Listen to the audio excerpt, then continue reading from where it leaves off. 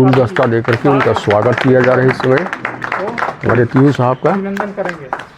और क्योंकि उनका विदाई इस समय हो रहा है और रिटायर कहीं कहीं तो 10-10 साल तक पेंशन नहीं मिला था, शुरू नहीं हुआ था, उसको भी उन्होंने निपटाया और शुरू किया है। लोगों का एक प्रकरण था, 3 लोगों का आया हुआ था, तो मैं शाम तक करके मैं करके जाऊंगा करके 3 को मैंने मेल भी कर दिया और मैं इसको डिस्पैच भी करवाते हो। हमारा परंपरागत जो मान सम्मान देने की जो है उसका आयोजन किया जाए। तो कल जो है हमारे पीयू साहब रिटायर हो गए हैं और आज 1 तारीख है। आज इतने दिनों का सेवा काल बिना अड़चन के, बिना कोई परेशानी के उन्होंने अपनी सेवा समाप्त कर दिया। कहने का मतलब रिटायर हो गए। रिटायर होने के बाद व्यक्ति का एक ऐसा जीवन आता है कि कुछ दिन तो माँ डरमा कुछ अटपटा सा लगता है कि मैं जो काम कर रहा था, जो रेगुलर चल रहा था, उसके वजह से कुछ परेशानी आती है। धीरे धीरे आदमी समाज की ओर, गांव की ओर, अपने घर की ओर आकर्षित होते हैं और वो जो है पूर्व की भांति अपना काम करना शुरू कर देते हैं। रिटायरमेंट का जीवन जो है ना, ये बहुत ही गौरवशाली जीवन होता है। जब शासकीय कर्मचारी होता है उस समय एक ही काम होता है कि हम शासन का काम को अच्छी तरह से निभाएं, किसी प्रकार की शिकायत जनता से न हो और भली भांति इसको करने का प्रयास जो है व्यक्ति करता है। एक सूत्री काम रहता है, परंतु रिटायरमेंट के बाद हम ये कहें कि 1 जीरो लग जाए तो कोई अतिशयोक्ति नहीं है। 10 सूत्री कार्यक्रम साथ चालू हो जाता है। बेटा बेटी, नाती पोती, शादी ब्याह, दुनिया भर का बोझा ऐसा लगता है कि सारा का सारा बोझा मेरे तरफ आ गया। और जब नौकरी में रहता है कर्मचारी तो अरे मेरे को देरी हो रहा है, जल्दी खाना बनाओ, ये करो वो करो, और वो वाला धंधा तो खत्म हो गया रिटायरमेंट के बाद में। अच्छा, और कुछ बातें ऐसी भी होती हैं, अब तो अहमद साहब रिटायर हो गए, अब फुर्सत है। माने कुछ घर वालों को भी कुछ दूसरे टाइप का अनुभव प्राप्त होता है। समाज वाले भी चाहते हैं कि रिटायर हो गए, हम हमारे समाज का काम करेंगे। तो इसी उधेड़ बुन में आदमी जो है व्यस्त रहता है। जैसे कि हम लोग एक जीने का भी पेंशनरों को ऐसा रहता है कि देखिए 80 साल होता है तो 20% मिलता है हमारे पेंशनरों को। हमारे शाखा प्रबंधक महोदय जो भी होते हैं, किसी से भी माने किसी प्रकार की परेशानी न हो, ऐसा करके जो अपना काम कर देते हैं। 85 हुआ तो 30%, 90 हुआ तो 40, 95 हुआ तो 50, 100 हुआ तो 100%। तो हम आप लोगों को 100 साल जीना है, ये समझ लीजिए आप लोग। ऐसा मत कीजिए कि हम तो बूढ़े हो गए, रिटायर हो गए, ऐसा बिल्कुल मत सोचिए, क्योंकि सोचने से कोई लाभ नहीं है। हाँ, लेकिन 100 साल हमको जीना है कह के सोचेंगे ना, तो मन के हारे हार है, मन के जीते जीत। आदमी मन से बूढ़ा कभी नहीं होता है, वो स्टेमिना बनी रहती है। समाज का काम है और भी काम, जाना तो एक दिन निश्चित है, मरना तो है ही, जो जन्मा इस दुनिया में जाएगा ही, आज नहीं कल। तो ज़्यादा लंबा में समय नहीं लेते हुए हमारे साहू साहब और पीयू साहब को सम्मानित करने के लिए मैं आमंत्रित करता हूं।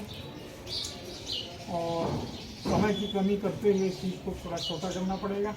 देकर के उनका स्वागत किया जा रहा है इस समय हमारे पीयू साहब का। अभिनंदन करेंगे। और क्योंकि उनका विदाई इस समय हो रहा है और रिटायरमेंट हो चुके हैं 31 जनवरी को, और इस तरह से उन्हें गुलदस्ता दे करके स्वागत किया गया। अब इस समय हमारे वर्तमान साहब को गुलदस्ता दे करके उनका भी स्वागत करते हैं, ताकि उनके साथ रह करके हम लोग अपने काम को कर सकें। दोस्तों, इस विदाई समारोह में सेवानिवृत्त शिक्षक श्री अरुण भगत जी एक बहुत ही सुंदर खूबसूरत स्वागत गीत गा करके यहाँ सभी को उन्होंने खुश कर दिया।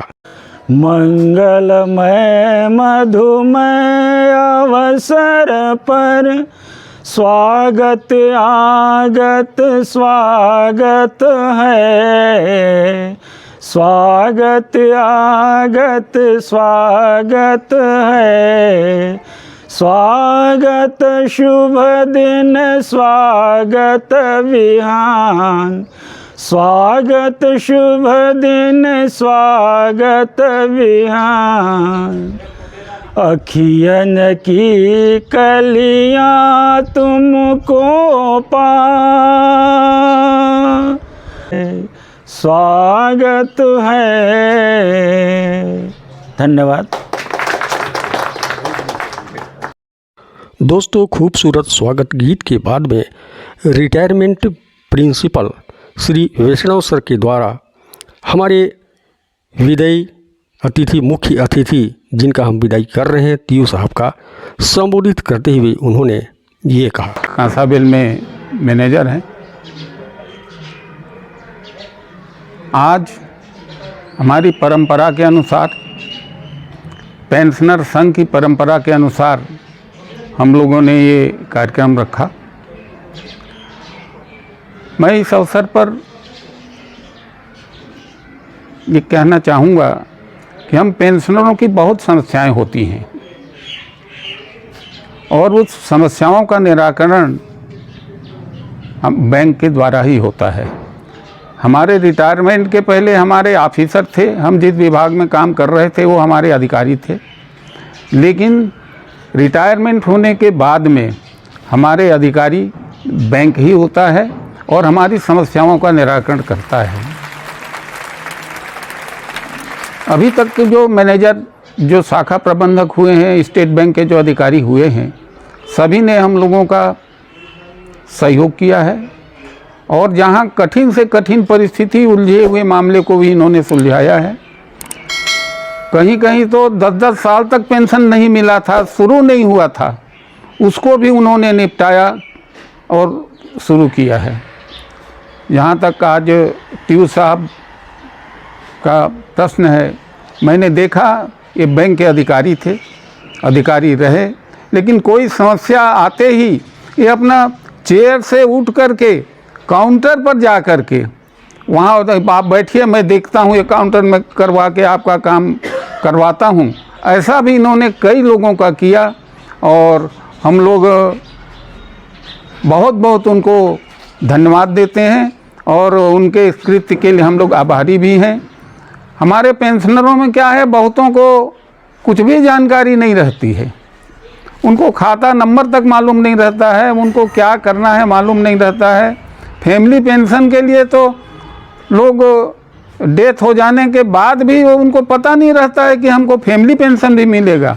ऐसे ऐसे भी प्रकरण आए, 8-8 साल, 9-9 साल, 7-7 साल के बाद में लोग फैमिली पेंशन के लिए आए, लेकिन उन सब का निराकरण चूँकि बैंक को करना है या मार्गदर्शन, उनके मार्गदर्शन में बैंक का होना है, इन्होंने सबका काम टीयू साहब ने किया है। छोटी सभा में आकर के हम हमारे भाव प्रदर्शन के लिए, हम लोगों के भाव प्रदर्शन के लिए आप लोगों ने मौका दिया। आप लोगों को बहुत बहुत बहुत धन्यवाद, बहुत बहुत बहुत धन्यवाद। और हमें हमारे सभी वरिष्ठ स्वजन, बोलने के लिए तो मेरे पास कुछ भी नहीं है अभी। मैं आप लोग को क्या बोलूं, मतलब आपने हमको यहाँ बुला करके जो अनुग्रहित किया है हमको, मैं कृतज्ञ हूँ कि आपने यहाँ बुला करके मेरे को, हमको, मतलब हमारे शाखा प्रबंधक नए और मेरे को जो सम्मानित कर रहे हैं, उसके लिए मैं आपको हृदय से आभार व्यक्त करता हूँ। यहाँ तक सेवा की बात है, अब नौकरी ऐसा है कि अपन, और दूसरा ये है कि हमारा जो बैंक की संस्था है वो सेवा का संस्था है, सेवा उद्योग है। उसमें हम जितना सेवा देंगे उतनी ही हमारा संस्था पलेगा फूलेगा।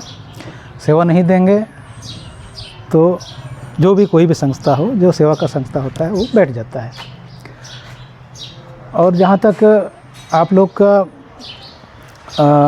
कठिन से कठिन वाला जो आप बात कर रहे थे सर भी, तो कुछ चीज़ें होती हैं ऐसा, लेकिन हमारे भी कुछ बात में नहीं होता है।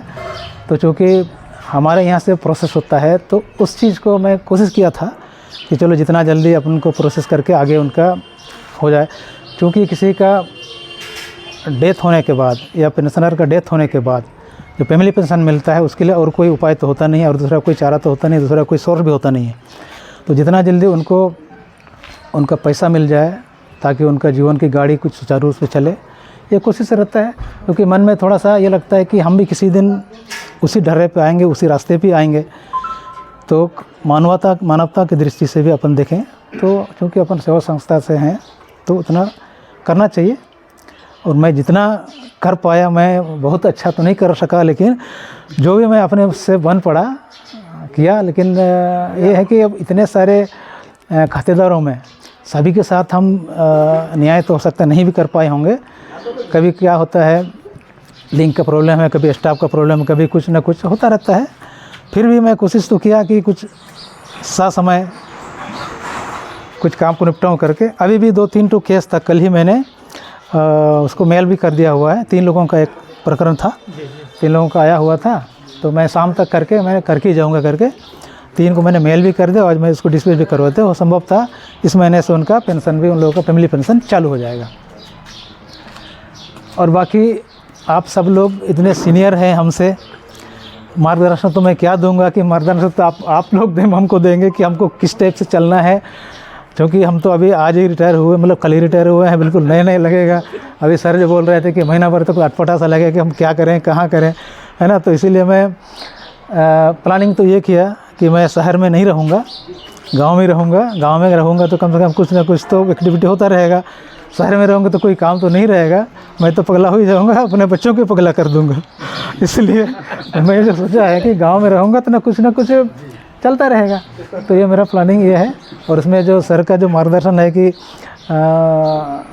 अपने परिवार भी होंगे, बच्चों का शादी ब्याह भी होगा, उसमें नाती पोती को भी देखना, ये सब है। वो तो बिल्कुल सही बात है। अभी एक काम है अपने पास, सवेरे 9 बजे नाश्ता किया और आ गए बैंक में, है ना। अब एक काम है, भले ही अपना ठीक है, ऊपर से फ़ोन आता है, जो भी करना होता है, अपना टारगेट पूरा करना होता है, जो भी करना होता है वो सब है, लेकिन काम तो एक ही है अपना। अभी तो क्या है, थोड़ा सा जिस समाज से हम उठे हैं, जिस समाज ने हमको इतना तक पहुंचाया, उस समाज को कुछ मतलब देना भी, वापस भी देना होता है। तो कोशिश हम कर रहे हैं कि एक आप लोग को बता देना चाह रहा हूँ, एक हम लोग मिलजुल करके एक स्कूल खोल रहे हैं। तो जो भी टैलेंटेड कुछ बच्चे होंगे उन लोगों को थोड़ा फ्री में भी मतलब पढ़ाने का व्यवस्था कर रहा हूँ। उसमें मैं थोड़ा व्यस्त रहूँगा। अभी तो ये सब होता रहेगा। तो फिर जी नहीं, हाँ गाँव तरफ में बोल रहे हैं।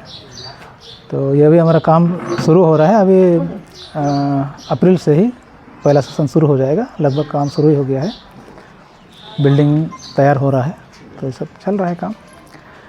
बाकी आप लोग हमको इतना इज्जत दिया, इतना मतलब सम्मानित किया, तो इसके लिए मैं अभिभूत हूँ। और ऐसे ही आप लोग का परंपरा चलता रहे। और आगे साहू सर के लिए भी बोलना चाहूँगा। साहू सर भी सुलझे हुए व्यक्ति हैं, अच्छे शाखा प्रबंधक हैं, उनका भी आप लोग को भरपूर सहयोग मिलेगा। बाकी उनसे भी आप लोग कुछ सुनना चाहेंगे तो खुद उनके बात से मुँह से सुनेंगे। धन्यवाद आप लोग का। ज्ञापित करता हूं कि इस कार्यक्रम का मैं एक हिस्सा बना, सर भी हिस्सा बने, और मेरे को इस कार्यक्रम को सोचते हुए महाभारत का याद आ रहा था, जिसमें जब खाने के लिए श्री कृष्ण जी को दुर्योधन बोले तो उसमें भाव नहीं था, तो श्री कृष्ण जी नहीं गए, वो विदुर के यहाँ खाए। तो वो जो है भाव यहाँ पर मुझे एहसास हो रहा है। ये मैं दिल की बात बोल रहा हूँ, क्योंकि हमारा जो ये वर्ल्ड है, ये पूरा जो है वाइब्रेशन से चलता है। इंसान के अंदर में, हर प्राणी में वाइब्रेशन है ना, जिसको बोलते हैं आभा मंडल। और यहाँ पे सभी का आभा मंडल पॉजिटिव है और प्रसन्नचित है, तो उसका प्रभाव जो है वो विदुर नीति जो है वो मेरे को याद दिलाया। और सर ने जो बेहतरीन गाना गाए, बहुत ही सुंदर आवाज़ में पहली बार सुना हूँ। ऐसे तो मैं तारीफ़ सुना था कि बहुत बड़े गायक हैं, लेकिन आज सुना, पूरा दिल को छू गया। उसके लिए बहुत बहुत धन्यवाद। रहा बात बैंकिंग दृष्टिकोण में, आप लोग को कोई समस्या नहीं होगा मैं जब तक यहाँ पर हूँ। और क्योंकि क्या है कि आप लोग जो है अनुभवी खिलाड़ी हैं, हम लोग तो अभी उसमें चल रहे हैं। तो समय समय पे क्या है, जैसे कि सर ने बोला कि रिटायरमेंट के बाद